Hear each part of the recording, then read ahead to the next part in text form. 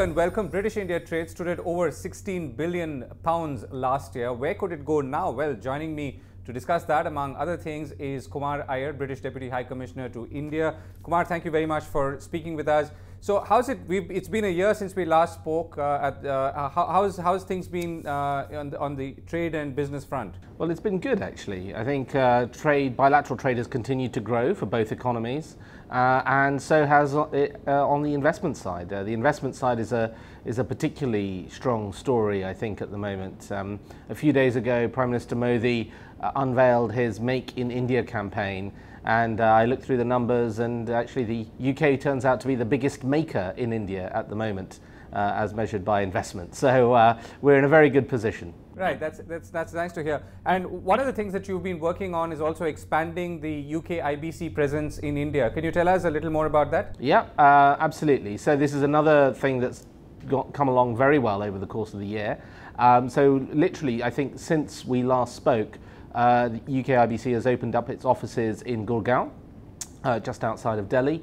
It's opened up in Bangalore, and it's found a location to open up in Mumbai. And literally, as we speak, they are fitting out their third business centre in Mumbai, and will hope to open it in the coming weeks. What are the kind of issues or concerns that you've been facing or have been raised in the course of this whole effort when it comes to bringing or generating more investment flows between the two countries? Operating in any foreign country can be a challenge for a business, businesses of any sizes. And what businesses really want, when I've spoken to them, is they're not really interested in favours or in handouts. What they want is they just want government to help provide them with certainty and to minimise the risk. And I think one of the great things about this new administration and the new government in India is that it sent some very good signals around wanting to encourage investment into India, wanting to encourage trade as well. I think there's a lot to go. There's a lot further and a lot more that needs to be done. But actually, so far, there seem to be some really promising signs. And as a business looking at India, there's a lot of positive signs of encouragement. What are the new themes that you're seeing in terms of areas of investment or areas of investment interest from both sides? Well, both the UK and India are very large economies, and you'll be unsurprised to hear if I tell you that we see interest across the board. We see a lot of interest in everything from retail and consumer goods through to manufactured goods, through to infrastructure and finance and professional services. We have recently done some very big deals, including in healthcare. Cipla invested 100 million in the UK recently. Mahindra invested about 20 to 30 million pounds in the UK recently, making their international R&D centre located in the UK, especially for Formula E. There's a long list of business successes in both directions. Right. What are the kind of areas that you would like to see more effort and investment go in, and to that extent, what's the next year going to be like for you in India? Well, look, I hope that next year continues on an even steeper trajectory than this one, to be honest. I think the potential exists between both countries to grow trade to an even greater level. There's very much a natural fit between what each country needs and each country supplies.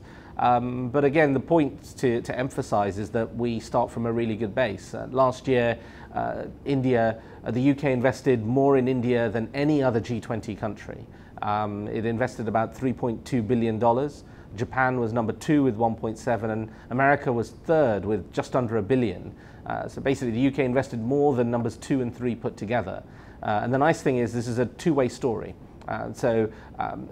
India invested more in the UK than it invested in the whole of the rest of the European Union combined. And that's quite a large magnitude in terms of how strong the two economies are tied together. So in some ways there's a lot, we have to work really hard to improve on that position, but I can see no reason why we shouldn't. Right. What about incoming investment into India? I mean, the figures that you narrated are obviously large and reflect a lot of work that's gone in. What are some of the issues that are pending ahead, either from a policy or a ease of doing business point of view? Okay, I mean, there's a lot of things that foreign companies talk to me about when they look at India. They do talk to me about regulatory certainty, about tax certainty, about ease of doing business. I think it's definitely the case that some processes, whether they are in planning or in trying to get business permissions of different kinds, can take time in India. But also what we've learnt in helping UK businesses operate here is that it is possible, and you just need a little bit of local knowledge. We hold British company hands through that process, both as UKTI and also with UK-IBC, who are our partners. And we also can help British companies and find local partners. And we find that that is a real asset when trying to grow and develop a presence here in India or expand their export sales to a country like India.